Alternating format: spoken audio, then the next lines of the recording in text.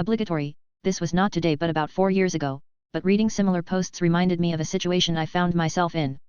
As the title says, I-26, had a day off, and my I-26, at the time, now my wife, but I digress, was working, so I booted up the Xbox for some me time and figured I'd throw a background show up on the iPad for some background noise, just add things all right. Anyways, while playing, I kept noticing FU Messenger notices from this one guy popping up. It was not really a huge deal. She had never given me reason to not trust her, and we both had/have friends of the opposite sex that are purely platonic friendships, but something he said in one of the message previews caught my eye and I snooped against my better judgment.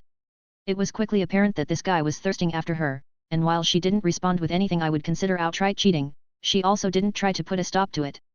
The things he was saying to her, telling her if her was alone with her he didn't know if he could hold himself back despite her having reminiscing about their history, he was an ex who lived in another state she had moved from, I later found out, and encouraging her to leave me and go see him to hook up when we were to be vacationing in that state a few months later, made my blood boil.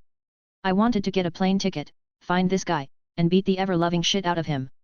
I distinctly remember trying to calm myself down with a nice shower at one point, thinking of what he was saying to her, and getting so upset I punched the tiles so hard she thought I had fallen over.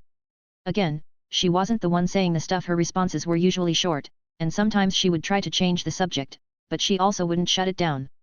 I didn't know how to approach it because, obviously, I had breached her trust by reading the messages in the first place, but their relationship was not okay if we were going to continue being together. I casually asked her about him once, and she described him as just an old friend, which was a lie, and I knew it, but I didn't drag anything more out of her. For months, I stewed over it, to the point I considered ending things with her. I started looking for solid evidence of her cheating on me, but I knew that wasn't fair to her as she wasn't the one fully responsible and, again, she never took things too far on her end. I finally reached a breaking point. We lived together but over time I saw her, all I could think about were the messages, my mood would sour, she would ask me what's wrong, and I would say nothing, which was making her suspicious of me.